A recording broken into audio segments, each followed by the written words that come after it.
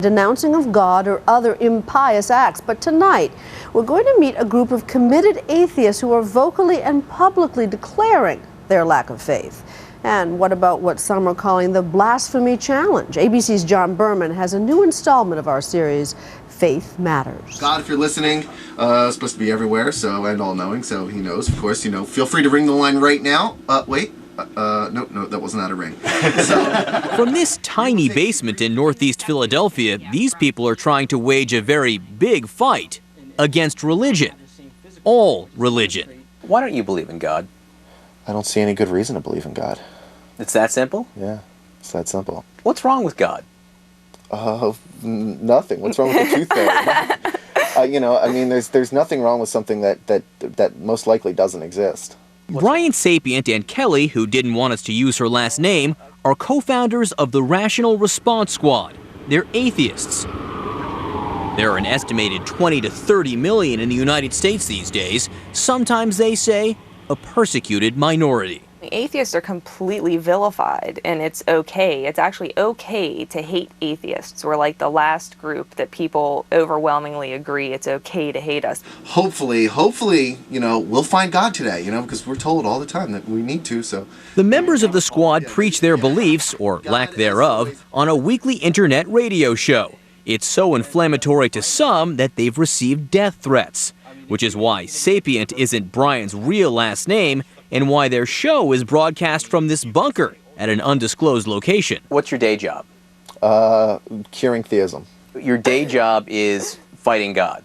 You're a 30-year-old living in Northeast Philly, and you wake up in the morning and spend your days taking on God.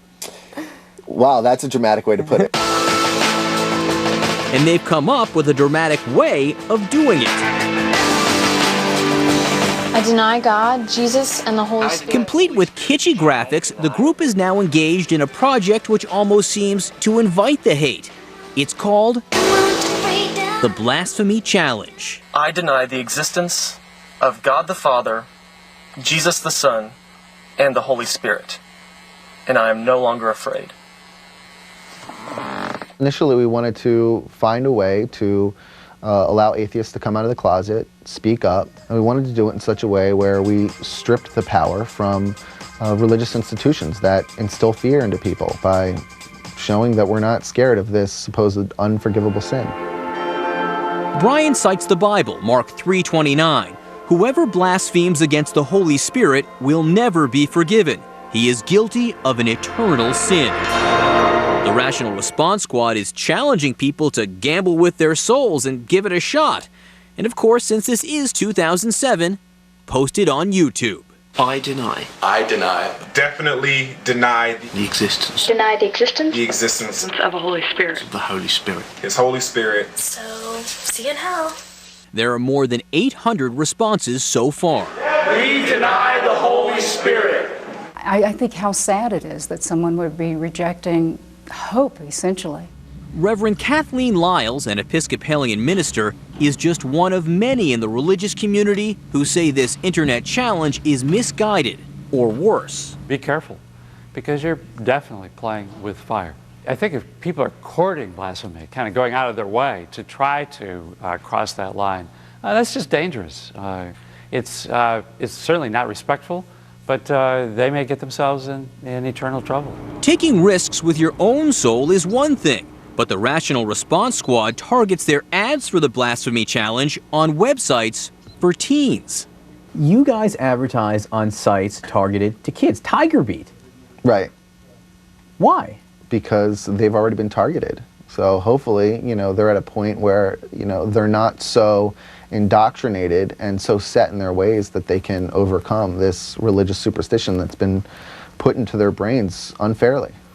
It sounds like what you're saying is you're opposed to any indoctrination except your indoctrination. Right. We're not indoctrinating people. There's no fear of hell in what we do. In fact, it's quite the opposite. We're against fear-based systems. But you do tell people if they do believe in God, they're irrational. Yeah. That's not a friendly thing to say. I'm sorry. I'm just being blunt and honest. Blunt with young people, perhaps at their most vulnerable. I can't say I'm really surprised by it. I mean, we live in a very difficult time. I think people have a lot of anger, people have a lot of anxiety. If you want to challenge something, if you're young and you feel like kicking out windows, saying something like this about God is one way to exercise that. Is an internet game or gimmick really the right way to be discussing issues as weighty as faith? You know, if other people listening have better ways to do it, write us. We'll probably adopt them. Brian wasn't always an atheist. He was raised Catholic and became a born-again Christian when he was 13. You used to believe in God. Yeah. Why? Because that's what I was taught. You know, I really believed. I mean, I loved Jesus, and he was like my best friend, and I talked to him and God all the time. I have to admit that they never talked back to me, and I think that some people would say God does talk to them, and I think that they're not being honest with themselves. Reverend Kathleen Lyles says Brian is simply missing the point. Faith is not something that can or should be proven. Faith is a gift. It's a mystery, as so many other gifts from God are. And when we open our hearts to God, then God will give us the faith to believe. Other critics of Brian's mission are not nearly so restrained. He's received virulent death threats with virulent language. You're a idiot, and I hope you get hit by a bus with a giant sheet of LSD on the front of it, you arrogant, irrational hole. That's creative. Yeah. Despite the critics, atheism isn't going away and might be getting stronger. Hi, this is Penn Jillette. Of course, I denounce the Holy Spirit. Two of the best-selling books on Publishers Weekly's religion list are by atheists about atheism. There's a hard-hitting documentary questioning the very existence of Jesus. There's even an atheist lobby in Washington. And are you part of some atheist counteroffensive? You know, whatever. If we're looked at like that, that's fine. You know, I want people to embrace reason. I don't care what you call it. If you call it a counteroffensive against religion, that's fine. I want people to embrace reason and abandon superstition. Brian and his cohorts seem to have an answer for everyone and everything. The way you're talking, it either seems like you're saying you're with us or you're against us. Well, we're talking about things that are somewhat black and white to us. Yeah, you either believe or you don't. You're religious or you're not. You're an atheist or you're not. You're right or wrong, in your opinion. Well, yeah, I guess. I mean, in that sense. How long will this challenge go on? Until the end of Christianity. Do you have a date on that? No. We 200 wish. years, maybe? Do you worry about going to hell? No. No, not at all. No. Is that because you think hell's going to be fun if you do go there? Because hell doesn't exist. Because there's no reason to believe that hell exists. You know, if there's a 1 in a million shot right. that hell existed. Right.